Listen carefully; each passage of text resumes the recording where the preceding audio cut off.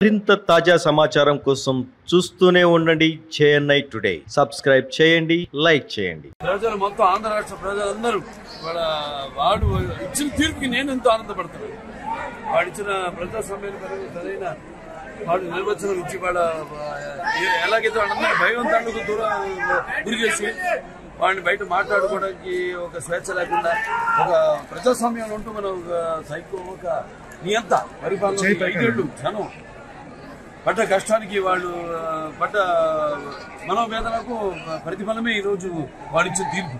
ఒక్కసారిగా ఒక అగ్నిపర్వతం విస్ఫోటనం నేను చెప్పాను. అట్లాంటిది వాళ్ళకి ప్రతిపక్ష హోదా కూడా లేకుండా చేశారు ప్రజలు. వాటికి మరి వాళ్ళకి ఆ స్వేచ్ఛావాయువులు పీల్చుకునే ఒక వసతి వాళ్ళు కల్పించుకున్నారు. వాళ్ళకి అండగా తెలుగుదేశం పార్టీ పార్టీ విధి విధానాలు పార్టీ 5 ఏళ్లు రాష్ట్రం ఏర్పడినప్పుడు వాళ్ళు చేసిన అభివృద్ధి వైపు సంక్షేమం వైపు ఏదో మాటలు చెప్పి జనం అంత పిచ్చాడు కాదు. జనం ఏదో అవకాశం అన్నాడు, ఇచ్చారు, మాయలో పడి తెలుసుకున్నారు. ఇవాళ నేను చెప్పడం జరిగింది చాలా సందర్భాలు. ఇవాళ మన భవితకు అయితేనేమి, మన రాష్ట్ర భవితకు అయితేనేమి, మన భావితరాల భవితకు అయితేనేమి ఇది ఒక పరీక్షా సమయం.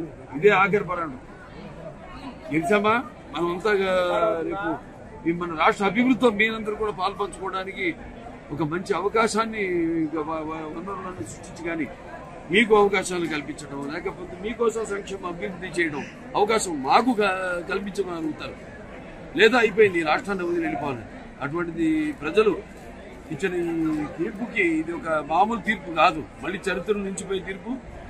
ఇక జనం కూడా ఇష్టం ఈ ఒక అన్ప్రెసిడెంటెడ్ మ్యాండేట్తో వాడు ఇచ్చిన తీర్పుతో మనకి అర్థమైపోయింది. ఇప్పుడు ఇదేంటంటే ఇక ఎవరికి సహనం అన్నది కాదు కావాల్సింది.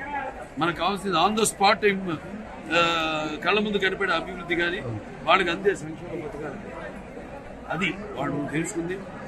ఇక వాడిచ్చిన ఈ యొక్క అన్ప్రెసిడెంటెడ్ మ్యాండేట్కి యొక్క తీర్పుకి వాళ్ళందరికీ నా కృతజ్ఞతలు తెలియజేస్తున్నాను. మీ తమ్ముడు లాంటి పవన్ కళ్యాణ్ గారు కూడా బ్రహ్మాండంగా ఆయన మాతో చేతులు కలపడం, మంచి మెజారిటీ గెలవడం. అలాగే ఇవాళ నేను కూడా హిందూపూర్ నుంచి 3వసారి మళ్ళీ హిందూపూర్ ప్రజలందరికీ నా కృతజ్ఞతలు తెలియజేసుకుంటున్నాను. అలాగే మొత్తం ఆంధ్ర రాష్ట్ర ప్రజలందరూ మరొకసారి వాళ్ళు మరి ఒక్క తప్పు చేస్తే ఏమవుతుందో మన కళ్ళ ముందు కనపడింది మనకి. అలాగే వాళ్ళ మళ్ళీ ఇంకా ముందు ఎప్పుడు ఇటువంటి ఒక్క తప్పులు అంటాం. మీ తమ్ముడు లాంటి పవన్ కళ్యాణ్ గారికి మీరు ఎలాంటి కృతజ్ఞతలు చెప్తారు? మీరు ఇలాగే అంతా కలిసి రాష్ట్ర కూడా పాప రైతులు, అమరావతి రైతులు వాళ్ళు ఎంత హింసలకు గురి చేశారు. ప్రతి వాడిని ఒక్కళ్ళని కాదు, అందరినీ అన్ని వ్యవస్థల్ని నిర్వీర్యం చేసేసి మొత్తం రాష్ట్రాన్ని అసలు ఇవాళ అభాసపాలు అయ్యేటట్టు మొత్తం దేశంలోనే.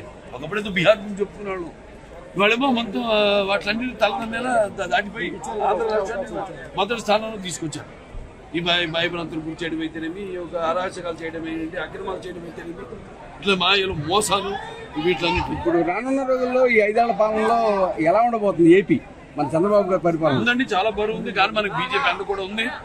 మొత్తం ఇవాళ మనకు కూడా ప్రజలు బ్రహ్మాండంగా మన ఎంపీలందరినీ కూడా గెలిపించారు. సో మన వాళ్ళు అక్కడ అంటే గళం ఇప్పడం కాదు, మనకు కావాల్సిన అన్ని సౌకర్యాలు ప్రభుత్వం, కేంద్ర ప్రభుత్వం సమకూరుస్తుంది. అందుకే మనం మొత్తం ఈ యొక్క అందరూ కలవడం, ఈ కూటమిగా అందరూ కలవడం జరిగింది. సో డెఫినెట్ గా గతంలోనే, ఎందుకంటే మన కుటుంబంతో ఉన్నాం కాబట్టి భాగంగా అతి త్వరలోనే చాలా వెనక్కి తీసుకెళ్ళిపోయారు రాష్ట్రాన్ని. ఒక 20 సంవత్సరాల వెనక్కి తీసుకెళ్ళిపోయారు. ఇంకా చంద్రబాబు నాయుడు గారే ఆయనే చెప్పాను, ఆయనే విజన్కి ప్రపంచ దేశాలకి ఆయన ఒక బ్రాండ్ అని. ఎప్పటి నుంచి ఆయన చూస్తాను కార్యకలాపాలు పడిపోతాడు. ఆయన సంగతి అందరూ తెలిసిన వర్క్ హాలిక్.